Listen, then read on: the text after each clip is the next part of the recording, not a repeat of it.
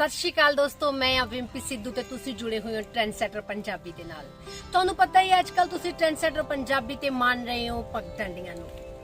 ਬਚਿੰਤ ਕੌਰ ਦੀ ਪੁਸਤਕ ਹੈ। ਬਚਿੰਤ ਕੌਰ ਪੰਜਾਬੀ ਦੀ ਬਹੁਤ ਹੀ ਪ੍ਰਸਿੱਧ ਲੇਖਿਕਾ ਹੈ ਜਿਸਨੇ ਨਾਵਲ, ਕਹਾਣੀ, ਬਾਲ ਸਾਹਿਤ, ਬਲਕਿ ਬਹੁ ਵਿਧਾਈ ਸਾਹਿਤ ਜਿਹੜਾ ਹੈ ਉਹ ਪੰਜਾਬੀਆਂ ਦੀ ਝੋਲੀ ਪਾਇਆ। ਤੇ ਪਗਡੰਡੀਆਂ ਬਹੁਤ ਪ੍ਰਸਿੱਧ ਪੁਸਤਕ ਹੈ ਉਸਦੀ। ਜੇਕਰ ਤੁਸੀਂ ਇਸ ਕਿਤਾਬ ਨੂੰ ਬਾਏ ਕਰਕੇ ਪੜ੍ਹਨਾ ਚਾਹੁੰਦੇ ਹੋ ਤਾਂ ਇਹ ਕਿਤਾਬ ਨਵਯੁਗ ਪਬਲਿਸ਼ਰਸ ਦਿੱਲੀ ਦੀ ਪ੍ਰਕਾਸ਼ਨਾ ਹੈ। You can buy it. ਇਤਮੀਨਾਨ ਦੇ ਨਾਲ ਪੜ੍ਹਿਓ ਜ਼ਰੂਰ। ਪਿਛਲੇ 3 ਐਪੀਸੋਡਸ ਨੂੰ ਤੁਸੀਂ ਬਹੁਤ ਜ਼ਿਆਦਾ ਉਮੀਦ ਨਾਲੋਂ ਵੱਧ ਪਿਆਰ ਦਿੱਤਾ। ਇਸ ਗੱਲ ਦੀ ਮੈਨੂੰ ਬਹੁਤ ਜ਼ਿਆਦਾ ਖੁਸ਼ੀ ਹੈ ਕਿ ਤੁਸੀਂ ਸਾਹਿਤ ਦੇ ਨਾਲ ਜੁੜੇ ਹੋਏ ਹੋ।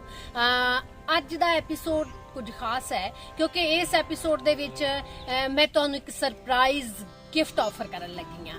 ਪਿਛਲੇ 2 ਅਧਿਆਏ ਇਸ ਦੇ ਲਈ ਤੁਹਾਨੂੰ ਬਹੁਤ ਹੀ ਧਿਆਨ ਦੇ ਨਾਲ ਸੁਣਨੇ ਪੈਣਗੇ, ਵੇਖਣੇ ਪੈਣਗੇ ਤੇ ਮੈਂ ਉਹਨਾਂ 2 ਭਾਗਾਂ ਦੇ ਵਿੱਚੋਂ ਤੁਹਾਡੇ ਤੋਂ ਪ੍ਰਸ਼ਨ ਪੁੱਛਾਂਗੀ ਤੇ ਜਿਹੜੇ ਸਾਡੇ ਪਹਿਲੇ 10 ਸਹੀ ਜਵਾਬ ਦੇਣ ਵਾਲੇ ਜਿਹੜੇ ਵੀਵਰਸ ਹੋਣਗੇ ਉਹਨਾਂ ਦਾ ਲੱਕੀ ਡਰਾਅ ਰਾਹੀਂ ਅਸੀਂ 3 ਜਣਿਆਂ ਨੂੰ ਚੁਣਾਂਗੇ ਤੇ ਉਹਨਾਂ 3 ਨੂੰ ਘਰੋਂ ਘਰੀ ਅਸੀਂ ਪਹੁੰਚਾਵਾਂਗੇ ਟ੍ਰੈਂਡਸੈਟਰ ਪੰਜਾਬੀ ਵੱਲੋਂ ਸਰਪ੍ਰਾਈਜ਼ ਗਿਫਟ।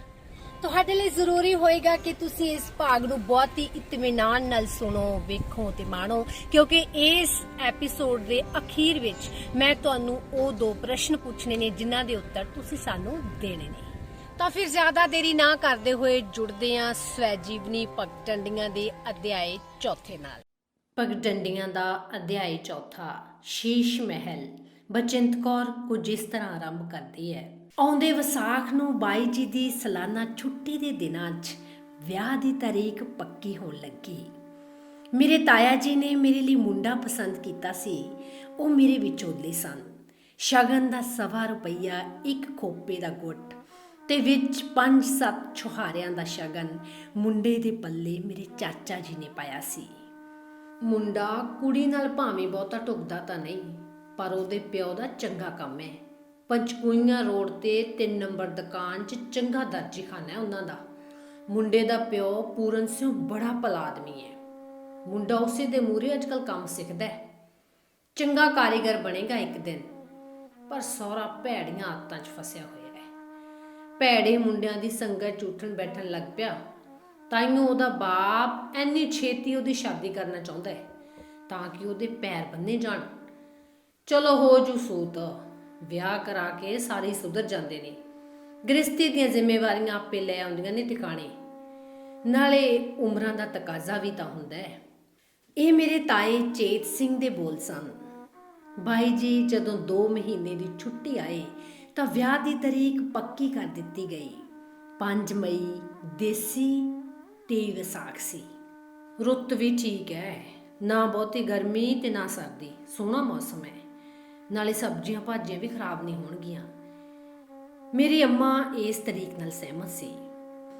ਉਂਝ ਤਰੀਕ ਮੇਰੇ ਤਾਇਆ ਚੇਤ ਸਿਉਂ ਤੇ ਗੁੱਜਰ ਸਿਉਂ ਦਿੱਲੀੋਂ ਪੱਕੀ ਕਰਕੇ ਆਏ ਸਨ ਕਿਉਂਕਿ ਉਹਨਾਂ ਨੂੰ ਪਤਾ ਸੀ ਕਿ ਮੇਰੇ ਬਾਈ ਜੀ ਵਿਸਾਖ 'ਚ ਆਏ ਸਾਲ ਛੁੱਟੇ ਆਉਂਦੇ ਨੇ।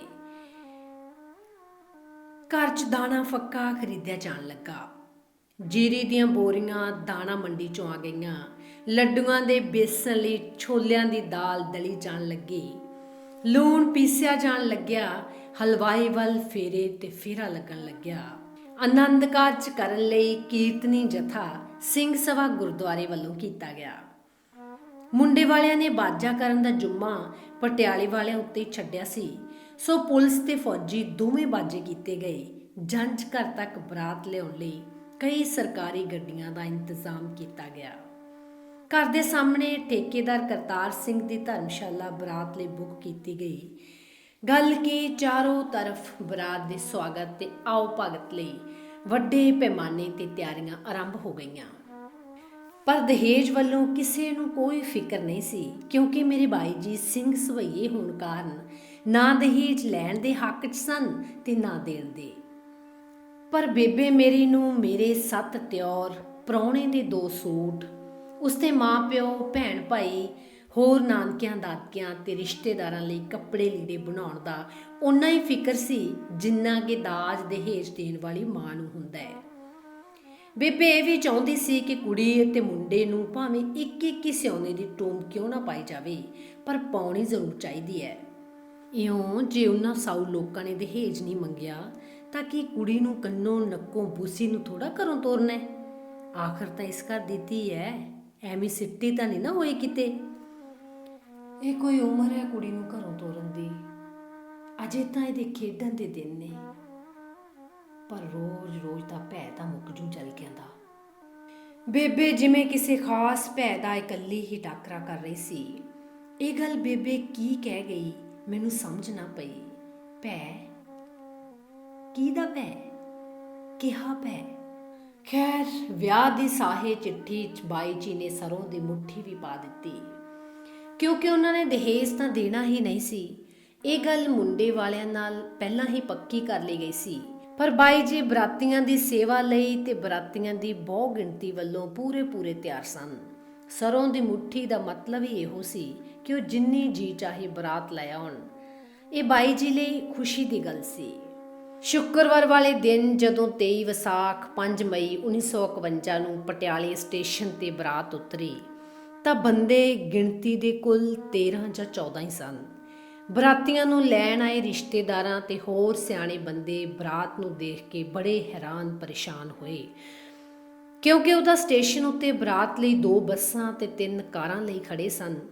ਉਧਰ ਮੇਰਾ ਜੇਠ ਤੇ ਸਹੁਰਾ ਇਹ ਸਭ ਦੇਖ ਕੇ ਬਹੁਤ ਪਰੇਸ਼ਾਨ ਹੋ ਰਹੇ ਸਨ। ਬਾਈ ਜੀ ਨੇ ਤਾਂ ਸਾਹੀ ਚਿੱਠੀ 'ਚ ਸਰੋਂ ਦੇ ਦਾਣਿਆਂ ਦੀ ਮੁੱਠੀ ਪਾਈ ਸੀ, ਪਰ ਇਹ ਬਰਾਤ ਵਿੱਚ ਗਿਣਤੀ ਦੇ ਬੰਦੇ ਹੀ ਕਿਉਂ? ਮੇਰੇ ਤਾਏ ਨੇ ਮੇਰੇ ਸਹੁਰੇ ਨੂੰ ਕਿਹਾ ਸੀ, ਬਈ ਭਰਾ ਮੇਰਾ ਫੌਜੀ ਆਦਮੀ ਹੈ, ਵਿਆਹ ਸਾਦਾ ਹੀ ਕਰੇਗਾ। ਸਾਦੇ ਤੋਂ ਭਾਵ ਸੀ ਦਾਜ ਦਹੇਜ ਨਹੀਂ ਦੇਵੇਗਾ, ਪਰ ਬਰਾਤ ਵੱਲੋਂ ਤਾਂ ਚਿੱਠੀ 'ਚ ਸਰੋਂ ਦੀ ਮੁੱਠੀ ਪਾਈ ਗਈ ਸੀ ਨਾ। ਪਰ ਫਿਰ ਵੀ ਬਰਾਤ ਦੇ ਬੰਦੇ 25-26 ਤੋਂ ਵੱਧ ਨਾ ਹੋਏ, ਜਿਨ੍ਹਾਂ ਚੋਂ ਪਹਿਲੀ ਰੋਟੀ ਖਾਣ ਪਿੱਛੋਂ ਉਹ ਵੀ ਛੱਟ ਗਏ। ਤੇ ਰਾਤ ਨੂੰ ਧਰਮਸ਼ਾਲਾ 'ਚ ਵਿਛੇ 150 ਦੇ ਕਰੀਬ ਬਿਸਤਰਿਆਂ 'ਚ ਸਿਰਫ ਗਿਣਤੀ ਦੇ 17-18 ਬੰਦੇ ਸੌਣ ਵਾਲੇ ਸਨ। ਬਾਕੀ ਮੰਜੇ ਚਿੱਟੇ ਚਾਦਰਿਆਂ ਨਾਲ ਵਿਛੇ, ਜਿਵੇਂ ਮੁੰਡੇ ਦੇ ਪਿਓ ਤੇ ਭਰਾ ਦਾ ਮੂੰਹ ਚੜਾ ਰਹੇ ਸਨ। ਦੂਜੇ ਦਿਨ ਸ਼ਨੀਵਾਰ ਸੀ। ਸਵੇਰ ਸਵੇਰੇ ਤੜਕੇ 4 ਵਜੇ ਮੇਰੀ ਨਹਾਈ ਧੋਈ ਕੀਤੀ ਗਈ। ਲੱਕੜ ਦੀ ਚੌਂਕੀ ਤੇ ਬਿਠਾ ਕੇ ਪਹਿਲਾਂ 7 ਸੁਹਾਗਣਾਂ ਨੇ ਮੇਰੇ ਮੂੰਹ ਤੇ ਹੱਥਾਂ ਪੈਰਾਂ ਉੱਤੇ ਬੰਨ ਲਾ ਕੇ ਨਹਾਈ ਧੋਈ ਆਰੰਭ ਕੀਤੀ। ਫਿਰ ਨੈਣ ਨੇ ਦਹੀਂ ਨਾਲ ਮੈਨੂੰ ਸਿਰ ਨਲਾਇਆ ਤੇ ਬੇਬੇ ਨੇ ਲੱਡੂਆਂ ਦੇ ਭੋਰੇ 7 ਵਾਰੀ ਮੇਰੇ ਮੂੰਹ 'ਚ ਪਾ ਮੈਨੂੰ ਚੌਂਕੀ ਤੋਂ ਉਤਾਰਿਆ। ਫਿਰ 2 ਘੰਟਿਆਂ ਤੱਕ ਨੈਣ ਮੇਰਾ ਸਿਰ ਗੁੰਦਦੀ ਰਹੀ।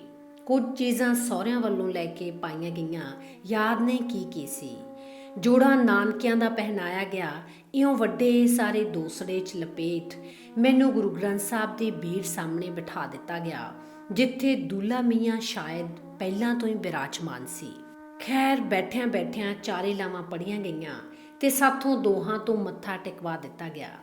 ਨਾ ਗੁਰੂ ਗ੍ਰੰਥ ਸਾਹਿਬ ਦੇ ਆਲੇ ਦੁਆਲੇ ਸਾਡੇ 4 ਫੇਰੇ ਹੋਏ, ਨਾ ਕੋਈ ਸਿਹਰਾ ਤੇ ਨਾ ਕੋਈ ਸਿੱਖਿਆ ਪੜ੍ਹੀ ਗਈ। ਬਸ ਵਿਆਹ ਹੋਇਆ। ਮੇਰੇ ਬਾਬਲਾ ਵਾਲਾ ਸ਼ਬਦ ਪੜ੍ਹਨ ਪਿੱਛੋਂ ਆਨੰਦ ਕਾਰਜ ਸੰਪੂਰਨ ਹੋ ਗਏ।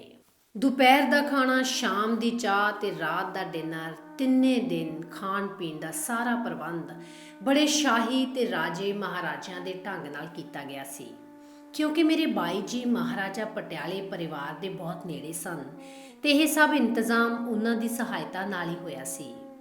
ਵਿਆਹ ਦਾ ਇੰਨਾ ਚੰਗਾ ਇੰਤਜ਼ਾਮ, ਨਵੇਂ ਤੋਂ ਨਵੇਂ ਡਿਨਰ ਸੈੱਟ ਤੇ ਡਿਜ਼ਾਈਨ ਦੀਆਂ ਪਿਰਚ ਪਿਆਲੀਆਂ। ਬਰਾਤੀਆਂ ਨੇ ਸ਼ਾਇਦ ਪਹਿਲੀ ਵਾਰ ਹੀ ਇੰਨਾ ਸੋਹਣਾ ਇਹ ਸਭ ਕੁਝ ਦੇਖਿਆ ਸੀ, ਕਿਉਂਕਿ ਜੋ ਪਿਰਚ ਪਿਆਲੀਆਂ ਸਵੇਰ ਦੇ ਨਾਸ਼ਤੇ ਸਮੇਂ ਵਰਤੀਆਂ ਜਾਂਦੀਆਂ, ਉਹ ਸ਼ਾਮ ਦੀ ਚਾਹ ਸਮੇਂ ਨਹੀਂ ਸਨ ਹੁੰਦੀਆਂ। ਸਵੇਰ ਵਾਲਾ ਸੈੱਟ ਬਦਲ ਕੇ ਸ਼ਾਮੀ ਨਵਾਂ ਸੈੱਟ ਸਜਾਇਆ ਜਾਂਦਾ ਸੀ। ਬਰਾਤੀਆਂ ਦੀ ਇੰਨੀ ਆਓ ਭਗਤ ਤੇ ਇੰਨੀ ਸ਼ਰਧਾ ਨਾਲ ਕੀਤੀ ਸੇਵਾ ਮੇਰੇ ਸਹੁਰੇ ਪਰਿਵਾਰ ਨੇ ਅੱਗੇ ਕਦੇ ਨਹੀਂ ਸੀ ਦੇਖੀ। ਇਸ ਵਿਆਹ 'ਚ ਹੋਈ ਸੇਵਾ ਤੇ ਆਓ ਭਗਤ ਨੂੰ ਦੇਖ ਸਾਰੇ ਬਰਾਤੀ ਅਸਚਰਜ ਰਹਿ ਗਏ। ਅਗਲੀ ਸਵੇਰ ਐਤਵਾਰ ਸੀ। ਪਟਿਆਲੇ ਤੋਂ 7 ਵਜੇ ਦਿੱਲੀ ਲਈ ਗੱਡੀ ਚੱਲਦੀ ਸੀ, ਸੋ ਮੈਨੂੰ ਹਨੇਰੇ ਸੁਬਾਹ ਸਵੇਰੇ 3-4 ਵਜੇ ਹੀ ਜਗਾ ਦਿੱਤਾ ਗਿਆ ਤੇ ਸਭ ਤੋਂ ਪਹਿਲਾਂ ਨਹਾਉਣ ਲਈ ਕਿਹਾ ਗਿਆ। ਪਰ ਮੈਨੂੰ ਸਵੇਰ ਦੀ ਸੁਹਾਨੀ ਨੀਂਦ ਨੇ ਘੇਰਿਆ ਹੋਇਆ ਸੀ। ਆਖਰ ਹਾਲ ਦੁਹਾਈ ਮਚਾ ਨੈਣ ਨੇ ਮੈਨੂੰ ਛੇਤੀ ਦੇਣੀ ਗੁਸਲਖਾਨੇ 'ਚੋਂ ਬਾਹਰ ਆਉਣ ਲਈ ਕਿਹਾ ਤੇ ਅੰਦਰ ਕਮਰੇ 'ਚ ਲਿਜਾ ਨੈਣ ਅਤੇ 2-3 ਹੋਰ ਤੀਵੀਆਂ ਮੈਨੂੰ ਵਿਦਾ ਕਰਨ ਲਈ ਤਿਆਰ ਕਰਨ ਲੱਗੀਆਂ। ਨਵਾਂ ਨਕੋਰ ਵਰੀ ਦਾ ਜੋੜਾ ਪਹਿਨਾਇਆ ਗਿਆ, ਸੁਰਖੀ ਬਿੰਦੀ ਲਗਾਈ ਗਈ, ਵਰੀ ਚਾਏ ਗਹਿਣਿਆਂ ਚੋਂ ਛਾਪ ਤੇ ਗਲ ਦਾ ਗੁਲੂਬੰਦ ਪਹਿਨਾਇਆ ਗਿਆ। ਬਾਕੀ ਗਹਿਣੇ ਦਿੱਲੀ ਪਹੁੰਚ ਕੇ ਸਟੇਸ਼ਨ ਤੇ ਇੱਕ ਪਾਸੇ ਹੋ ਕੇ ਪਹਿਨਾਉਣ ਦੀ ਗੱਲ ਕੀਤੀ ਗਈ। ਫਿਰ ਕੁੜੀਆਂ ਤੇ ਤੀਵੀਆਂ ਦਾ ਝੁਰਮਟ ਮੇਰੇ ਦੁਆਲੇ ਹੋ ਗਿਆ। ਹਰ ਇੱਕ ਮੇਲਣ ਮੇਰੇ ਗਲ ਵਿੱਚ ਪਿਆ ਗੁਲੂਬੰਦ ਹੱਥ ਲਾ ਦੇਖਦੀ। ਗਹਿਣੇ ਸੱਚਮੁੱਚ ਬਹੁਤ ਸੋਹਣੇ ਚੜੇ ਹੋਏ ਸਨ, ਨਵੇਂ ਡਿਜ਼ਾਈਨ ਦੇ। ਪੈਰਾਂ ਦੀਆਂ ਪਜੇਬਾਂ ਤਾਂ ਮੈਂ ਅੱਜ ਤੱਕ ਓਨੀਆਂ ਸੋਹਣੀਆਂ ਕਿਧਰੇ ਨਹੀਂ ਦੇਖੀਆਂ। ਚਾਹ ਨਾਸ਼ਤੇ ਪਿੱਛੋਂ ਬਰਾਤ ਦੀ ਵਿਦਾਈ ਲਈ ਭੱਜ ਨੱਠ ਹੋਣ ਲੱਗੀ। ਬੂਹੇ ਅੱਗੇ ਆ ਖੜੀ ਮੋਟਰ 'ਚ ਮੈਨੂੰ ਮੇਰੇ ਮਾਮੇ ਨੇ ਗੋਦੀ ਚੁੱਕ ਕੇ ਡੋਲੀ ਪਾਉਣਾ ਸੀ।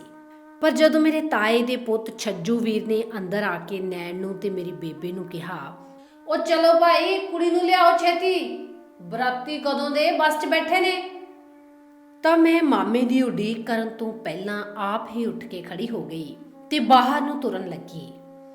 ਬੇਬੇ ਭੱਜੀ ਭੱਜੀ ਮਾਮੇ ਨੂੰ ਬੁਲਾਉਣ ਗਈ, ਪਰ ਜਦੋਂ ਤੱਕ ਮਾਮਾ ਆਇਆ ਮੈਂ ਤੁਰਦੀ ਤੁਰਦੀ ਆਪੇ ਬਾਹਰ ਤੱਕ ਜਾ ਪਹੁੰਚੀ ਸੀ।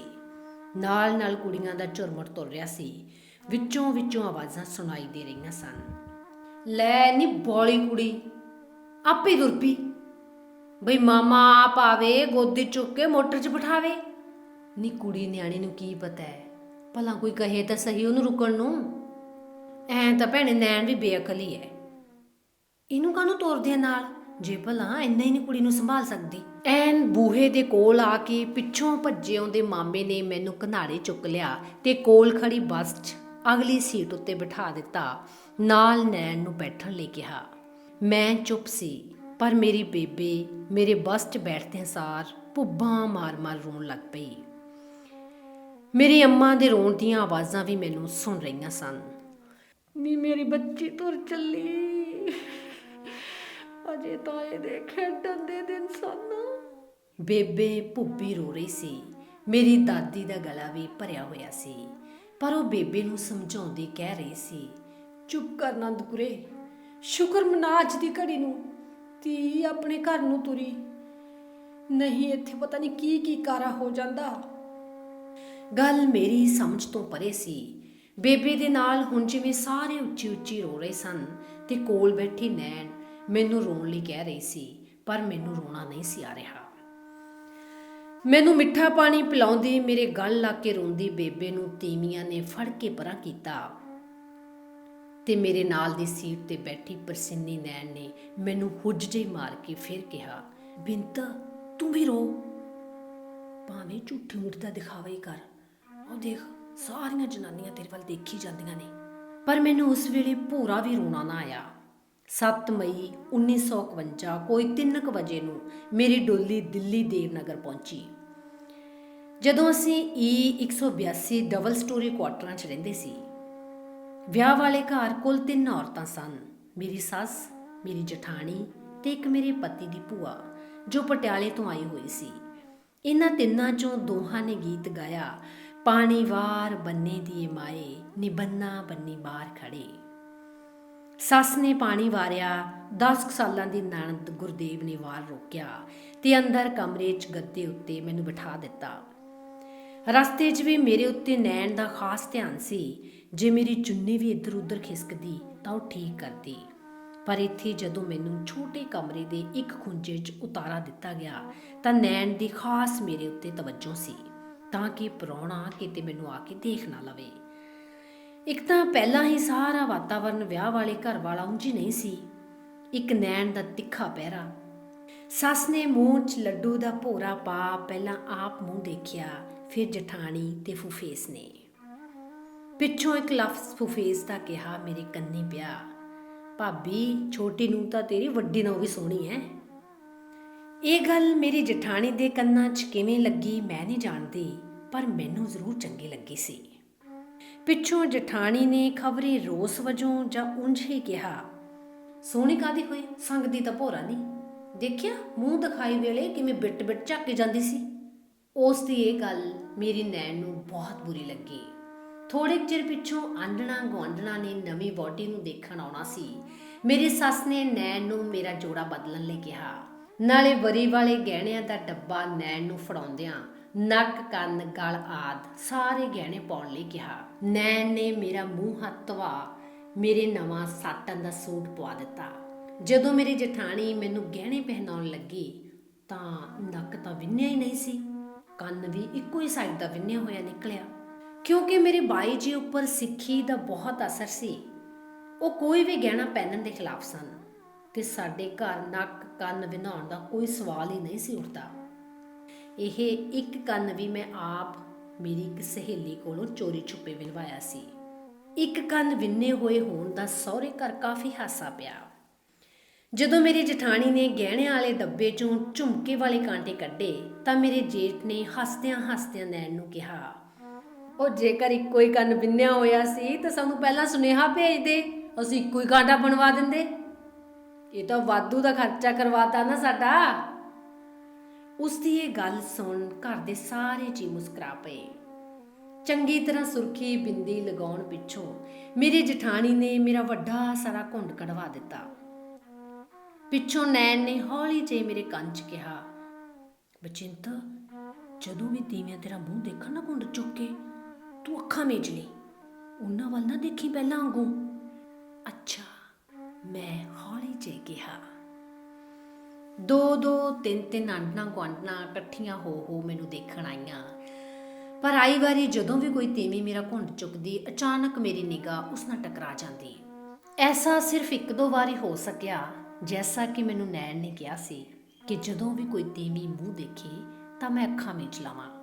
ਬੜੀ ਯਾਦ ਤੇ ਕੋਸ਼ਿਸ਼ ਨਾਲ ਮੈਂ ਆਪਣੀ ਜਠਾਣੀ ਦੀ ਸਹੇਲੀ ਰਾਜ ਦੇ ਮੂੰਹ ਦੇਖਣ ਸਮੇਂ ਆਪਣੀਆਂ ਅੱਖਾਂ ਘੁੱਟ ਕੇ ਮੀਚੀ ਰੱਖੀਆਂ ਸਨ। ਉਸਨੇ ਮੇਰੀ ਠੋਡੀ ਫੜ ਕੇ ਮੇਰਾ ਮੂੰਹ ਉੱਤੇ ਨੂੰ ਵੀ ਕੀਤਾ, ਪਰ ਮੈਂ ਅੱਖਾਂ ਨਾ ਖੋਲੀਆਂ। ਦੀ ਬਚਨੀ ਹੈ, ਇਹ ਤਾਂ ਤੇਰੀ ਦਰਾਣੀ ਬੜੀ ਤੇਜ਼ ਹੈ, ਮੂੰਹ ਹੀ ਨਹੀਂ ਸੀ ਦਿਖਾਉਂਦੀ। ਰਾਜ ਨੇ ਮੇਰੀ ਸ਼ਿਕਾਇਤ 'ਚ ਕੀਤੀ, ਪਰ ਸੱਸ ਨੇ ਮੂਹਰੋਂ ਗੱਲ ਸਾਂਭ ਲਈ। ਅਜੇ ਨਿਆਣੀ ਹੈ ਭਾਈ, ਸਕੂਲ ਪੜ੍ਹਦੇ ਨੂੰ ਤਾਂ ਵਿਆਹ ਲਿਆਏ, ਇਹਨੂੰ ਕੀ ਪਤਾ ਭਲਾ ਸਹੁਰਾ ਘਰ ਕਿਵੇਂ ਦਾ ਹੁੰਦਾ ਹੈ। ਜਦੋਂ ਸਾਰੀਆਂ ਤੀਵੀਆਂ ਮੂੰਹ ਦੇਖ ਕੇ ਚਲੀਆਂ ਗਈਆਂ ਤਾਂ ਮੇਰਾ ਮੂੰਹ ਦੇਖਣ ਨੂੰ ਮੇਰੇ ਪਤੀ ਦਾ ਬਹੁਤ ਜੀ ਕਰੇ। ਉਹ ਅੰਨੀ ਬਹਾਨੀ ਕਈ ਵਾਰ ਸਾਡੇ ਕਮਰੇ 'ਚ ਆਏ, ਪਰ ਨੈਣ ਨੇ ਉਹਨਾਂ ਨੂੰ ਮੇਰੇ ਕੋਲ ਲੰਘਣ ਵੀ ਨਾ ਦਿੱਤਾ। ਬੜਾ ਗੁੱਸਾ ਚੜਿਆ। ਉਹਨਾਂ ਨੇ ਵੱਡੇ ਭਰਾ ਕੋਲ ਰੋਸ ਪ੍ਰਗਟ ਕੀਤਾ, ਚੰਗਾ ਮੇਰਾ ਵਿਆਹ ਕੀਤਾ, ਮੈਂ ਆਪਣੀ ਵਹੁਟੀ ਦੀ ਸ਼ਕਲ ਵੀ ਨਹੀਂ ਦੇਖ ਸਕਦਾ ਜੋ ਆਂਢੀ ਗੁਆਂਢੀ ਵੀ ਦੇਖ ਗਏ। ਮੇਰੇ ਜੇਠ ਨੇ ਸਮਝਾਇਆ, ਉਹ ਛੋਟਿਆ, ਆਪਣੇ ਵੱਲ ਐਵੇਂ ਹੀ ਰਿਵਾਜ ਹੈ। ਮੁੰਡਾ ਉਦੋਂ ਤੱਕ ਬਹੂ ਦਾ ਮੂੰਹ ਨਹੀਂ ਦੇਖਦਾ ਜਦੋਂ ਤੱਕ ਉਹ ਮੁਕਲਾਵਾ ਲੈ ਕੇ ਨਹੀਂ ਆਉਂਦਾ। ਬਾਈ ਮੈਨੂੰ ਨਹੀਂ ਪਤਾ ਮੁਕਲਾਵੇ ਦਾ, ਇਸ ਨੈਣ ਨੂੰ ਭਾਬੀ ਨਾਲ ਬਿਰਲਾ ਮੰਦਿਰ ਦੇਖਣ ਭੇਜ ਦਿਓ। ਉਹ ਚੰਗਾ, ਕੋਸ਼ਿਸ਼ ਕਰਦਾ ਮੈਂ। ਉਸਨੇ ਰਸੋਈ 'ਚ ਜਾ ਕੇ ਮੇਰੀ ਜਠਾਣੀ ਨੂੰ ਸਾਰੀ ਗੱਲ ਸਮਝਾਈ। ਉਹ ਤੂੰ ਨੈਣ ਨੂੰ ਬਿਰਲਾ ਮੰਦਿਰ ਜਾਣ ਵਾਸਤੇ ਰਾਜੀ ਕਰ ਲੈ। ਬਹੂ ਕੋਲੇ ਮਾਂ ਤੇ ਭੂਆ ਹੈਗੀਆਂ ਨੇ, ਉਹ ਸਾਧ ਸਿਰਫ ਉਹਨੂੰ ਦੇਖਣਾ ਹੀ ਚਾਹੁੰਦਾ ਹੈ। ਅੱਛਾ ਕਰਦੀਆਂ ਗੱਲ ਅੰਦਰ ਜਾ ਕੇ। ਮੇਰੀ ਜਠਾਣੀ ਸਾਡੇ ਕੋਲ ਆਈ। ਉਹਨੇ ਬੜੇ ਬਹਾਨੇ ਨਾਲ ਨੈਣ ਨੂੰ ਸਮਝਾਇਆ, ਤੁਸੀਂ ਕਿਹੜਾ ਰੋਜ਼-ਰੋਜ਼ ਦਿੱਲੀ ਆਉਣਾ ਹੈ, ਚਲੋ ਤੁਹਾਨੂੰ ਸੈਰ ਕਰਵਾ ਲਿਆਉਂਦੇ ਆ, ਘੰਟੇ ਤੱਕ ਮੁੜ ਆਵਾਂਗੀਆਂ। ਨਾ ਜੀ, ਮੈਂ ਤਾਂ ਇੱਕ ਬਿੰਦ ਲਈ ਵੀ ਕੁੜੀ ਨੂੰ ਇਕੱਲੀ ਨਹੀਂ ਛੱਡ ਕੇ ਜਾਂਦੀ। ਜੇ ਤੁਸੀਂ ਮੈਨੂੰ ਸੈਰ ਹੀ ਕਰਾਉਣੀ ਹੈ ਤਾਂ ਆਪਾਂ ਇਹਨੂੰ ਵੀ ਨਾਲ ਹੀ ਲੈ ਚੱਲਦੇ ਹਾਂ। ਨਾ ਇਸ ਨੇ ਤਾਂ ਹੁਣ ਇੱਥੇ ਹੀ ਰਹਿਣਾ ਸਾਰੀ ਉਮਰ, ਤੁਸੀਂ ਚੱਲੋ ਮੇਰੇ ਨਾਲ। ਪਰ ਪ੍ਰਸਿੰਨੀ ਨੈਣ ਨਾ ਹੀ ਮੰਨੀ। ਮੇਰੇ ਪਤੀ ਨੂੰ ਹੁਣ ਨੈਣ ਜਿਵੇਂ ਵਿਉ ਵਰਗੀ ਲੱਗਣ ਲੱਗ ਪਈ ਸੀ। ਉਹਦੇ ਅੰਦਰ ਮੇਰਾ ਮੂੰਹ ਦੇਖਣ ਲਈ ਜਿਵੇਂ ਲੂਰੀਆਂ ਉੱਠ ਰਹੀਆਂ ਸਨ। ਚੰਗਾ ਦੇਖਦਾ ਭਲਾ ਇਹ ਨੈਣ ਕਦੋਂ ਤੱਕ ਇਸ ਤਰ੍ਹਾਂ ਪਹਿਰਾ ਲਾਈ ਰੱਖੂਗੀ। ਗੱਡੀ 'ਚ ਵੀ ਇੱਕ ਮਿੰਟ ਲਈ ਬਚਿੰਤ ਤੋਂ ਪਰੇ ਨਹੀਂ ਹੋਈ ਇਹ, ਪਰ ਕਦੋਂ ਤੱਕ? ਆਖਰ ਗੁਸਲਖਾਨੇ 'ਚ ਤਾਂ ਜਾਊਗੀ ਨਾ ਸਵੇਰ ਨੂੰ। ਭਾਬੀ, ਤੂੰ ਉਸ ਵੇਲੇ ਮੈਨੂੰ ਮੂੰਹ ਦਿਖਾ ਦੀ। ਮੇਰੇ ਪਤੀ ਨੇ ਅੰਦਰੋਂ ਅੰਦਰੀ ਆਪਣੀ ਭਾਬੀ ਨਾਲ ਗੱਲ ਪੱਕੀ ਕੀਤੀ। ਰਾਤ ਨੂੰ ਰੋਟੀ ਖਾਣ ਪਿੱਛੋਂ ਬਹੁਤ ਚਿਰ ਤੱਕ ਦੂਜੇ ਵੱਡੇ ਕਮਰੇ 'ਚ ਬੈਠਾ ਸਾਰਾ ਟੱਬਰ ਬਰਾਤ ਦੀ ਆਓ ਭਗਤ ਬਾਰੇ ਵਿਆਹ ਦੀਆਂ ਗੱਲਾਂ ਕਰਦਾ ਰਿਹਾ। ਇੱਧਰ ਛੋਟੇ ਕਮਰੇ 'ਚ ਮੈਂ ਤੇ ਨੈਣ ਆਪਣੇ ਆਪਣੇ ਮੰਜੇ 'ਤੇ ਜਾਗਦੀਆਂ ਪਈਆਂ ਸਾਂ। ਅਸੀਂ ਦੋਵੇਂ ਕੋਠਿਆਂ ਉੱਤੇ ਖੁੱਲ੍ਹੀ ਸਾਫ਼ ਹਵਾ 'ਚ ਸੌਣ ਵਾਲੀਆਂ, ਭਲਾ ਇਸ ਬੰਦ ਕਮਰੇ 'ਚ ਪੱਖੇ ਥੱਲੇ ਕਿਵੇਂ ਸੌਂ ਸਕੀਏ। ਕਦੇ ਮੈਨੂੰ ਪਾਣੀ ਦੀ ਪਿਆਸ ਲੱਗੇ ਤੇ ਕਦੇ ਮੇਰਾ ਜੀਅ ਕਰੇ ਭੱਜ ਕੇ ਬਾਹਰ ਵਰਾਂਡੇ 'ਚ ਮੰਜਾ ਢਾ ਕੇ ਸੌਂ ਜਾ। ਪਰ ਕੋਲ ਪਈ ਨੈਣ ਤਾਂ ਮੈਨੂੰ ਕਿੰਨਾ ਹੀ ਕੁਝ ਘੰਟਿਆਂ ਬੱਧੀ ਸਮਝਾਉਂਦੀ ਗਈ ਸੀ। ਦੇਖ ਬਚਿੰਤ, ਪੁੱਤ ਤੈਂ ਕਿਸੇ ਨਾਲ ਕੋਈ ਗੱਲ ਨਹੀਂ ਕਰਨੀ। ਨਾ ਕਿਤੇ ਪ੍ਰਾਹੁਣੇ ਨਾਲ ਬਾਹਰ ਜਾਣਾ ਆਉਣਾ ਹੈ। ਭਾਵੇਂ ਤੇਰੀ ਸੱਸ ਤੇ ਜਠਾਣੀ ਲੱਖ ਕਹਿੰਦੀਆਂ ਰਹਿਣ, ਇਹ ਤਾਂ ਸ਼ਹਿਰੀ ਲੋਕ ਨੇ, ਆਪਾਂ ਪਿੰਡਾਂ ਦੇ ਸਿੱਧੇ ਸਾਦੇ ਲੋਕ। ਵਿਓਲੇ ਫੇਰੇ ਤੈਂ ਜ਼ੁਬਾਨ ਤੋਂ ਆਵਾਜ਼ ਨਹੀਂ ਕੱਢਣੀ। ਜੋ ਕਹਿੰਦੇ ਨੇ ਬਸ ਇਹਨਾਂ ਦੀਆਂ ਸੁਣੀ ਜਾ। ਤੈਨੂੰ ਕੋਈ ਚੀਜ਼ ਚਾਹੀਦੀ ਹੋਵੇ ਜਾਂ ਕੋਈ ਹੋਰ ਗੱਲ ਹੋਵੇ, ਤੂੰ ਮੈਨੂੰ ਆਖ, ਮੈਂ ਆਪੇ ਅਗਲੀਆਂ ਨਾਲ ਗੱਲ ਕਰੂੰਗੀ। ਨੈਣ ਪਤਾ ਨਹੀਂ ਕਿੰਨੇ ਚਿਰ ਤੱਕ ਮੈਨੂੰ ਸਮਝਾਉਂਦੀ ਰਹੀ, ਪਰ ਮੈਨੂੰ ਤਾਂ ਸਾਰੇ ਦਿਨ ਦੇ ਥਕੇਵੇਂ ਕਾਰਨ ਝੱਟ ਨੀਂਦ ਨੇ ਆ ਘੇਰਿਆ ਸੀ। ਅਗਲੀ ਸਵੇਰ ਨਹਾ ਧੋ ਕੇ ਨਵਾਂ ਨਕੋਰ ਦੂਜਾ ਸੂਟ ਮੈਨੂੰ ਪਹਿਨਾ ਦਿੱਤਾ ਗਿਆ ਤੇ ਸੁਰਖੀ ਬਿੰਦੀ ਲਾ ਕੇ ਮੇਰੀ ਜਠਾਣੀ ਨੇ ਮੈਨੂੰ ਸੋਹਣੀ ਤਰ੍ਹਾਂ ਸ਼ਿੰਗਾਰ ਦਿੱਤਾ ਸੀ। ਸ਼ਾਇਦ ਅੱਜ ਫੇਰ ਆਂਢਣਾ ਗੁਆਂਢਣਾ ਨੇ ਮੈਨੂੰ ਦੇਖਣ ਆਉਣਾ ਸੀ। ਨੈਣ ਨੇ ਬਥੇਰਾ ਕਿਹਾ, ਭਾਈ ਕੁੜੀ ਹੱਥ ਕੰਗਣਾ ਬੰਨਿਆ ਹੋਇਆ ਹੈ, ਇਹਨੂੰ ਕੰਗਣਾ ਖਿਡਾਓ। ਪਰ ਸਾਡੇ ਮੁੰਡੇ ਦੇ ਹੱਥ ਤਾਂ ਨਹੀਂ ਨਾ ਕੋਈ ਕੰਗਣਾ ਬੰਨਿਆ ਹੋਇਆ। ਇਹ ਮੇਰੀ ਜਠਾਣੀ ਦੇ ਬੋਲ ਸਨ। ਤਾਂ ਫਿਰ ਛੱਟੀਆਂ ਖਿਡਾਉਣ ਦਾ ਸ਼ਗਨ ਹੀ ਕਰ ਲੋ। ਪ੍ਰਸਿੰਨੀ ਨੈਣ ਨੇ ਮੇਰੀ ਸੱਸ ਨੂੰ ਕਿਹਾ, ਨਾ ਨਾ, ਇੱਥੇ ਦਿੱਲੀ ਸ਼ਹਿਰ 'ਚ ਕਿਹੜਾ ਖੇਡਦੇ ਛੱਟੀਆਂ, ਇਹ ਤਾਂ ਸਭ ਪਿੰਡਾਂ 'ਚ ਹੀ ਹੁੰਦਾ ਹੈ, ਇੱਥੇ ਨਹੀਂ ਚੰਗਾ ਲੱਗਦਾ ਇਹ ਸਾਰਾ ਕੁਝ। ਤੇ ਇੱਥੇ ਵਿਆਹ ਦੀ ਕੋਈ ਰਸਮ ਨਹੀਂ ਕਰਨੀ ਤੁਸੀਂ? ਬਸ ਹੁਣ ਹੋਰ ਰਸਮ ਕਾਹਦੀ ਰਹਿ ਗਈ, ਜਦੋਂ ਵਿਆਹ ਹੀ ਹੋ ਗਿਆ। ਬਸ ਹੋ ਗਈਆਂ ਸਭ ਰਸਮਾਂ, ਤੇਰਾ ਜੋ ਕੁਝ ਬਣਦਾ ਸਰਦਾ ਹੈ ਤੈਨੂੰ ਦੇ ਦਿਆਂਗੇ। ਮੇਰੀ ਜਠਾਣੀ ਬੜੀ ਤੇਜ਼ ਔਰਤ ਸੀ। ਪਰ ਤੁਸੀਂ ਕਿਸੇ ਵੱਡ ਵਡੇਰੇ ਨੂੰ, ਹੋਰ ਨਹੀਂ ਤਾਂ ਕੁੜੀ ਨੂੰ ਕਿਸੇ ਗੁਰਦੁਆਰੇ ਮੱਥਾ ਹੀ ਟਿਕਾ ਲਿਆਓ। ਨੈਣ ਨੂੰ ਵਿਆਹ ਦਾ ਇੰਨਾ ਰੁੱਖਾ ਵਾਤਾਵਰਨ ਜਿਵੇਂ ਬਹੁਤ ਹੀ ਅਜੀਬ ਲੱਗ ਰਿਹਾ ਸੀ। ਸ਼ਹਿਰ ਤੇ ਪਿੰਡਾਂ ਦੇ ਵਿਆਹ ਕਾਰਜਾਂ ਦੀ ਗੱਲ ਹੀ ਕੁਝ ਅਲੱਗ ਹੁੰਦੀ ਹੈ। ਮੈਂ ਸੋਚ ਰਹੀ ਸਾਂ, ਕਿੱਥੇ ਸੋਹਣਾ ਸ਼ਹਿਰ ਪਟਿਆਲਾ ਤੇ ਕਿੱਥੇ ਸੜੀ ਜੀ ਦਿੱਲੀ। ਇਹ ਘਰ ਤਾਂ ਮੈਨੂੰ ਵੀ ਵਿਆਹ ਵਾਲਾ ਘਰ ਨਹੀਂ ਲੱਗ ਰਿਹਾ। ਨਾ ਕੋਈ ਮੇਲੀ, ਨਾ ਕੋਈ ਭੈਣ ਭਾਈ, ਬਸ ਘਰ ਦੇ 5-7 ਜੀ ਨੇ, ਉਹੀ ਦਿਖੀ ਜਾਂਦੇ ਹੈ। ਇਹ ਚੰਗਾ ਦਿੱਲੀ ਦਾ ਵਿਆਹ ਹੈ।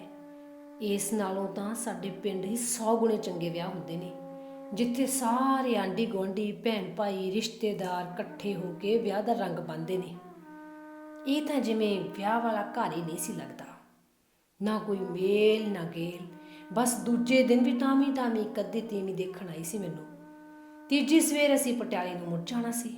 ਸਵੇਰੇ ਤੜਕੇ 6 ਵਜੇ ਗੱਡੀ ਦਿੱਲੀ ਤੋਂ ਚੱਲਦੀ ਸੀ, ਜੋ 2-3 ਵਜੇ ਪਟਿਆਲੇ ਪਹੁੰਚ ਜਾਂਦੀ ਸੀ। ਸੋ ਤੀਜੇ ਦਿਨ ਮੇਰੇ ਪਤੀ ਸਮੇਤ ਅਸੀਂ ਪਟਿਆਲੇ ਲਈ ਚੱਲ ਪਏ। ਇੰਨਾ ਵੱਡਾ ਸਟੇਸ਼ਨ ਪੁਰਾਣੀ ਦਿੱਲੀ ਦਾ, ਬੰਦਾ ਗੁੰਮ ਜੇ ਤਾਂ ਉਹੀ ਨਾ ਥਿਆਵੇ। ਇੱਕ ਮੇਰੀ ਨੈਣ ਵਿਚਾਰੀ ਪੇਂਡੂ ਅਨਪੜ੍ਹ, ਦੂਜੇ ਪਾਸੇ ਮੈਂ ਉਹਦੇ ਨਾਲ ਨਿਆਣੀ ਕੁੜੀ, ਪੈਰਾਂ 'ਚ ਚਾਂਦੀ ਦੀਆਂ ਵੱਡੀਆਂ ਵੱਡੀਆਂ ਪੰਜੇਬਾਂ ਨਾਲ ਛਣ ਕਰਦੀ ਤੁਰਦੀ ਪਲੇਟਫਾਰਮ ਤੇ, ਜਿਵੇਂ ਹਰ ਇੱਕ ਨੂੰ ਆਪਣੇ ਵੱਲ ਦੇਖਣ ਲਈ ਕਹਿ ਰਹੀ ਹੋਵਾਂ। ਉੱਤੋਂ ਗਿੱਠ ਭਰ ਘੁੰਡ ਕੱਢਿਆ ਹੋਇਆ।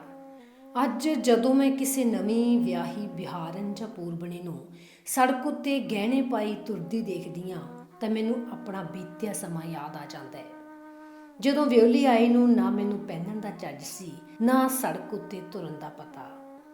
ਮੈਨੂੰ ਯਾਦ ਹੈ ਸ਼ਨੀਲ ਦੇ ਸੂਟ ਵਾਲੀ ਉਹ ਘਟਨਾ। ਇੱਥੇ ਇਹ ਘਟਨਾ ਐਵੇਂ ਮੈਨੂੰ ਮੱਲੋ ਮੱਲੀ ਲਿਖਣ ਲਈ ਮਜਬੂਰ ਕਰ ਰਹੀ ਹੈ। ਗੱਲ ਮੇਰੇ ਵਿਆਹ ਪਿੱਛੋਂ ਪਹਿਲੀਆਂ ਤੀਆਂ ਦੇ ਸਾਉਣ ਮਹੀਨੇ ਦੀ ਹੈ। ਮੈਂ ਪਹਿਲੀਆਂ ਤੀਆਂ ਨੂੰ ਦਿੱਲੀ ਹੀ ਸੀ। ਸੰਧਾਰੇ ਦਾ ਰਿਵਾਜ ਉਦੋਂ ਤੱਕ ਅਜੇ ਸਾਡੇ ਘਰਾਂ 'ਚ ਚੱਲ ਹੀ ਰਿਹਾ ਸੀ। ਸੰਧਾਰੇ ਲਈ ਪਟਿਆਲਿਓਂ ਮਨੀ ਆਰਡਰ ਰਾਹੀਂ ਪੈਸੇ ਆਏ ਤੇ ਇਸ ਦੇ ਨਾਲ ਹੀ ਮੇਰੇ ਸਹੁਰਾ ਸਾਹਿਬ ਨੇ ਆਪਣੇ ਕੋਲੋਂ ਕੁਝ ਹੋਰ ਰੁਪਏ ਦੇ ਕੇ ਮੈਨੂੰ ਤੇ ਮੇਰੀ ਜਠਾਣੀ ਸਾਹਿਬਾ ਨੂੰ ਕਰੋਲ ਬਾਗ ਜਾ ਕੇ ਚੂੜੀਆਂ ਚੜਾਉਣ ਲਈ ਕਿਹਾ। ਚੂੜੀਆਂ, ਸੁਰਖੀ ਬਿੰਦੀ ਤੇ ਹੋਰ ਪਤਾ ਨਹੀਂ ਕੀ। ਸਹੁਰਾ ਸਾਹਿਬ ਦੀ ਮੋਹ ਅਤੇ ਪਿਆਰ ਭਰੀ ਗੱਲ ਸੁਣ ਮੇਰੀ ਤਾਂ ਜਿਵੇਂ ਭੁੰਜੇ ਅੱਡੀ ਹੀ ਨਾ ਟਿਕੇ। ਸ਼ਾਮੀ ਕਿਤੇ ਜਾ ਕੇ ਅਸੀਂ ਕਰੋਲ ਬਾਗ ਜਾਣਾ ਸੀ ਤੇ ਉਦੋਂ ਰਹਿੰਦੇ ਅਸੀਂ ਦੇਵਨਗਰੀ ਹੁੰਦੇ ਸੀ, ਸਰਕਾਰੀ ਡਬਲ ਸਟੋਰੀ ਕੁਆਟਰਾਂ 'ਚ। ਸੋ ਦੇਵਨਗਰ ਤੋਂ ਕਰੋਲ ਬਾਗ ਮਸਾਂ ਬੱਸ ਦੇ ਵਿੱਚ 5-7 ਮਿੰਟਾਂ ਦਾ ਰਸਤਾ ਹੀ ਹੋਵੇਗਾ, ਪਰ ਮੈਨੂੰ ਤਾਂਗੇ 'ਚ ਚੜ੍ਹਨਾ ਬਹੁਤ ਚੰਗਾ ਲੱਗਦਾ ਸੀ। ਮੈਂ ਕਰੋਲ ਬਾਗ ਚੂੜੀਆਂ ਚੜਾਉਣ ਜਾਣ ਲਈ 2 ਵਜੇ ਤੋਂ ਹੀ ਤਿਆਰ ਹੋਣਾ ਸ਼ੁਰੂ ਕਰ ਦਿੱਤਾ ਤੇ ਸੋਚਿਆ ਮੈਂ ਭੈਣ ਜੀ ਨੂੰ ਤਾਂਗੇ ਜਾਣ ਲਈ ਕਹੂੰਗੀ। ਸੋ ਮੇਰੀ ਜਠਾਣੀ ਅਜੇ ਦੂਜੇ ਕਮਰੇ 'ਚ ਦੁਪਹਿਰ ਵੇਲੇ ਬੱਚਿਆਂ ਨੂੰ ਨਾਲ ਲੈ ਕੇ ਸੁੱਤੀ ਪਈ ਸੀ। ਮੈਂ ਇੱਧਰ ਵੱਡੇ ਕਮਰੇ 'ਚ ਹੌਲੀ ਹੌਲੀ ਆਪਣੇ ਟਰੰਕ 'ਚੋਂ ਕਦੇ ਸਾਟਨ ਦਾ ਸੂਟ ਕੱਢਾਂ, ਕਦੇ ਕਰੇਬ ਦਾ। ਮੈਨੂੰ ਪਤਾ ਹੀ ਨਹੀਂ ਲੱਗ ਰਿਹਾ ਸੀ ਕਿ ਕਰੋਲ ਬਾਗ ਜਾਣ ਵਾਸਤੇ ਮੈਨੂੰ ਸਭ ਤੋਂ ਸੋਹਣਾ ਕਿਹੜਾ ਸੂਟ ਸਜੇਗਾ। ਆਖਰ ਮੈਂ ਮਹਿੰਦੀ ਰੰਗਾ ਸਲਮੇ ਸਤਾਰੇ ਵਾਲਾ ਸ਼ਨੀਲ ਦਾ ਸੂਟ ਛਾਂਟ ਹੀ ਲਿਆ। ਨਾਲ ਹੀ ਪਿਓਰ ਜਾਰਜੈਟ ਦੀ ਸੂਟ ਨਾਲ ਦੀ ਸਲਮੇ ਨਾਲ ਕਢਾਈ ਕੀਤੀ ਚੁੰਨੀ ਵੀ।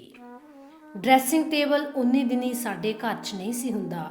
ਬਸ ਕੰਧ ਨਾਲ ਲੱਗੇ ਸ਼ੀਸ਼ੇ ਅੱਗੇ ਖੜੀ ਮੈਂ ਵਾਰ-ਵਾਰ ਆਪਣੇ ਸ਼ਨੀਲ ਦੇ ਸੂਟ ਨੂੰ ਪਹਿਨ ਕੇ ਦੇਖਦੀ, ਖੁਸ਼ੀ 'ਚ ਫੁੱਲੀ ਨਹੀਂ ਸੀ ਸਮਾ ਰਹੀ। ਗਾੜੀ ਸੁਰਖੀ ਬਿੰਦੀ ਲਾਉਣ ਪਿੱਛੋਂ ਮੈਂ ਕਜਲੇ ਦੀ ਲੰਬੀ ਸਾਰੀ ਧਾਰ ਵੀ ਆਪਣੇ ਨੈਣਾਂ 'ਚ ਸਜਾ ਲਈ। ਵਾਲ ਮੇਰੇ ਉਦੋਂ ਵੀ ਗਜ਼-ਗਜ਼ ਲੰਬੇ ਤੇ ਘਣੇ ਹੀ ਸਨ, ਕਾਲੇ ਸਿਆਹ। ਉਦੋਂ ਮੈਂ ਆਪਣੇ ਵਾਲਾਂ ਨੂੰ ਬੜੇ ਫੈਸ਼ਨੇਬਲ ਤਰੀਕੇ ਨਾਲ ਫੁੱਲ ਝੜੀਆਂ ਕੱਢ ਕੇ ਗੁੱਤ ਬਣਾਉਂਦੀ ਹੁੰਦੀ ਸੀ ਤੇ ਮੈਂ ਵਾਲਾਂ 'ਚ ਦੋਹੀਂ ਪਾਸੇ ਹਰੇ ਰੰਗ ਦੇ ਕਲਿੱਪ ਲਗਾ ਲਏ। ਮੇਰੀ ਜਠਾਣੀ ਅਜੇ ਵੀ ਦੋਹਾਂ ਬੱਚਿਆਂ ਨੂੰ ਨਾਲ ਲਈ ਸੁੱਤੀ ਪਈ ਸੀ। ਮੇਰੀ ਸੱਸ ਨੇ ਮੈਨੂੰ ਇਹ ਸ਼ਿੰਗਾਰ ਕਰਦਿਆਂ 2 ਵਾਰੀ ਦੇਖਿਆ ਸੀ, ਪਰ ਉਸਨੇ ਮੈਨੂੰ ਕਿਹਾ ਕੁਝ ਨਹੀਂ ਸੀ। ਭੈਣ ਜੀ ਦੇ ਜਾਗਣ ਤੋਂ ਪਹਿਲਾਂ ਮੈਂ ਹਰੇ ਰੰਗ ਦੀਆਂ ਜੁਰਾਬਾਂ ਤੇ ਕਈ ਵੱਧਰੀਆਂ ਵਾਲੇ ਉੱਚੀ ਅੱਡੀ ਦੇ ਹਰੇ ਰੰਗ ਦੇ ਸੈਂਡਲ ਪਹਿਨ ਬਿਲਕੁਲ ਤਿਆਰ ਹੋ ਕੇ ਬਹਿ ਗਈ। ਹੁਣ ਮੈਂ ਬਸ ਵਾਰ-ਵਾਰ ਭੈਣ ਜੀ ਦੇ ਕਮਰੇ 'ਚ ਚੱਕਰ ਕੱਟਣ ਲੱਗੀ। ਉਹ ਜਾਗੇ ਤਾਂ ਹੀ ਅਸੀਂ ਕਰੋਲ ਬਾਗ ਜਾਈਏ। ਆਖਰ ਮੇਰੀ ਸੱਸ ਨੇ ਮੇਰੇ ਵੱਲ ਦੇਖਦਿਆਂ ਭੈਣ ਜੀ ਨੂੰ ਜਗਾਇਆ। ਉਹ ਫਟਾਫਟ ਤਿਆਰ ਹੋ ਗਈ। ਮੈਨੂੰ ਯਾਦ ਹੈ ਉਸਨੇ ਉਸ ਵੇਲੇ ਹਲਕੇ ਜਿਹੇ ਰੰਗ ਦੀ ਬੂਟੀਦਾਰ ਸਾੜੀ ਬੰਨ੍ਹੀ ਸੀ, ਪਰ ਮੈਨੂੰ ਇਉਂ ਜਾਪ ਰਿਹਾ ਸੀ ਜਿਵੇਂ ਮੈਂ ਉਸ ਤੋਂ ਬਹੁਤ ਸੋਹਣੀ ਲੱਗ ਰਹੀ ਹੋਵਾਂ। ਹੱਥਾਂ 'ਚ ਵੱਡਾ ਸਾਰਾ ਪਰਸ ਫੜ ਜਦੋਂ ਮੈਂ ਭੈਣ ਜੀ ਦੇ ਪਿੱਛੇ ਕਰੋਲ ਬਾਗ ਜਾਣ ਲਈ ਪੌੜੀਆਂ ਉਤਰ ਰਹੀ ਸੀ ਤਾਂ ਅੱਗੋਂ ਮੇਰੇ ਭਾਈ ਸਾਹਿਬ ਦਫ਼ਤਰੋਂ ਆਉਂਦੇ ਸਾਨੂੰ ਹੇਠਾਂ ਹੀ ਟੱਕਰ ਪਏ। ਸਾਨੂੰ ਦੇਖ ਉਹਨਾਂ ਨੇ ਸਾਈਕਲ ਥਾਂ ਦੀ ਥਾਂ ਹੀ ਰੋਕ ਲਿਆ ਤੇ ਮੇਰੀ ਜਠਾਣੀ ਨੂੰ ਵਾਪਸ ਮੁੜ ਉੱਪਰ ਕਮਰੇ 'ਚ ਆਉਣ ਲਈ ਕਿਹਾ। ਉਸਦੇ ਪਿੱਛੇ ਮੈਂ ਵੀ ਉੱਪਰ ਹੀ ਮੁੜ ਪਈ। ਉਹ ਦੋਵੇਂ ਛੋਟੇ ਕਮਰੇ ਅੰਦਰ ਲੰਘ ਗਏ। ਮੈਂ ਮਾਂ ਜੀ ਕੋਲ ਵੱਡੇ ਕਮਰੇ 'ਚ ਆ ਗਈ। ਅਜੇ ਮਾਂ ਜੀ ਸਾਡੇ ਵਾਪਸ ਮੁੜ ਆਉਣ ਬਾਰੇ ਮੈਨੂੰ ਪੁੱਛਣ ਹੀ ਲੱਗੇ ਸਨ ਕਿ ਦੂਜੇ ਕਮਰੇ 'ਚੋਂ ਉੱਚੀ ਆਵਾਜ਼ਾਂ ਸਾਨੂੰ ਦੋਹਾਂ ਨੂੰ ਸੁਣਾਈ ਦੇਣ ਲੱਗੀਆਂ। ਬਚਨੀ, 7 ਸਾਲ ਹੋ ਗਏ ਤੈਨੂੰ ਦਿੱਲੀ 'ਚ ਰਹਿੰਦਿਆਂ, ਹੁਣ ਤੂੰ ਪਿੰਡ 'ਚ ਤਾਂ ਨਹੀਂ ਨਾ ਰਹਿੰਦੀ? ਹੋਇਆ ਕੀ ਜੀ? ਮੇਰਾ ਸਿਰ ਹੋਇਆ, ਤੈਨੂੰ ਨਹੀਂ ਦਿੰਦਾ? ਮੈਂ ਕੁਝ ਸਮਝੀ ਨਹੀਂ ਜੀ। ਮੈਂ ਪੁੱਛਦਾ, ਇਸ ਸੜੀ ਗਰਮੀ 'ਚ ਸ਼ਨੀਲ ਦਾ ਸੂਟ ਪਾਉਣ ਲਈ ਕਿਹਨੇ ਕਿਹਾ ਬਚਿੰਤ ਨੂੰ? ਉੱਤੋਂ ਹਰੀਆਂ ਜਰਾਬਾਂ, ਹਰੇ ਸੈਂਡਲ, ਇਹ ਕੀ ਜਲੂਸ ਕੱਢਿਆ ਤੁਸੀਂ? ਤੁਹਾਨੂੰ ਅਜੇ ਤੱਕ ਇਹ ਵੀ ਨਹੀਂ ਪਤਾ ਲੱਗਿਆ ਕਿ ਕਿਹੜੇ ਮੌਸਮ 'ਚ ਕਿਸ ਕਿਸਮ ਦਾ ਤੇ ਕਿਹੜੇ ਰੰਗ ਦਾ ਕੱਪੜਾ ਪਹਿਨਣਾ ਹੈ। ਉਤਰਵਾਓ ਦੇ ਜਰਾਬਾਂ ਤੇ ਬਦਲਵਾਓ ਦਾ ਸੂਟ। ਇਹ ਸਭ ਸੁਣ ਦੂਜੇ ਕਮਰੇ 'ਚ ਮੈਂ ਤੇ ਮੇਰੀ ਮਾਂ ਜੀ ਦੋਵੇਂ ਨਿੰਮੋ ਝੋਲੀਆਂ ਜਿਹੀਆਂ ਹੋ ਕੇ ਰਹਿ ਗਈਆਂ ਤੇ ਮੇਰਾ ਤਾਂ ਉਸ ਵੇਲੇ ਰੋਣ ਜਿਹਾ ਨਿਕਲ ਆਇਆ। ਖੈਰ, ਇਹ ਤਾਂ ਵਿਆਹ ਤੋਂ ਬਹੁਤ ਪਿੱਛੋਂ ਦੀ ਗੱਲ ਹੈ। ਅਜੇ ਤਾਂ ਮੈਂ ਮੁੜਦੇ ਫੇਰੇ ਦੀ ਗੱਲ ਹੀ ਕਰ ਰਹੀ ਸਾਂ ਤੁਹਾਡੇ ਨਾਲ। ਸ਼ਾਮੀ 4 ਵਜੇ ਅਸੀਂ ਪਟਿਆਲੇ ਘਰ ਪਹੁੰਚ ਗਏ। ਮੈਂ ਤਾਂਗੇ 'ਚੋਂ ਉਤਰਦਿਆਂ ਸਾਰ ਛਾਲ ਮਾਰਦੀ ਭੱਜ ਕੇ ਆਪਣੇ ਘਰ ਦੇ ਅੰਦਰ ਪਹੁੰਚ ਗਈ, ਜਿਵੇਂ ਮੈਂ ਕਿਸੇ ਜੇਲ੍ਹ ਖਾਨੇ 'ਚੋਂ ਛੁੱਟ ਕੇ ਆਈ ਹੋਵਾਂ। ਬੇਬੇ ਮੂੰਹ ਜਠਾਉਣ ਲਈ ਅਜੇ ਲੱਡੂ ਥਾਲੀ 'ਚ ਪਾਉਣ ਲਈ ਥਾਲੀ ਲੱਭ ਹੀ ਰਹੀ ਸੀ। ਚਾਹ ਪਾਣੀ ਪੀਣ ਪਿੱਛੋਂ ਘਰ ਦਾ ਇੱਕ ਜੀ ਮੈਨੂੰ ਤੇ ਮੇਰੀ ਨੈਣ ਨੂੰ ਮੇਰੇ ਸਹੁਰੇ ਘਰ ਬਾਰੇ ਪੁੱਛ ਰਿਹਾ ਸੀ। ਦਿੱਲੀ ਸ਼ਹਿਰ ਬਾਰੇ ਕਿੰਨਾ ਹੀ ਕੁਝ ਮੈਂ ਤੇ ਕਿੰਨਾ ਹੀ ਕੁਝ ਮੇਰੀ ਨੈਣ, ਅਸੀਂ ਦੋਵੇਂ ਅਜੀਬੋ ਗਰੀਬ ਘਰਦਿਆਂ ਨੂੰ ਦੱਸ ਰਹੀਆਂ ਸੀ। ਦਿੱਲੀ ਸ਼ਹਿਰ ਦਾ ਬਹੁਤ ਵੱਡਾ ਸਟੇਸ਼ਨ, ਸੜਕਾਂ ਉੱਤੇ ਕੀੜੀਆਂ ਵਾਂਗ ਬੰਦਿਆਂ ਦੀ ਭੀੜ ਤੇ ਮੇਰਾ ਸਹੁਰਾ ਘਰ।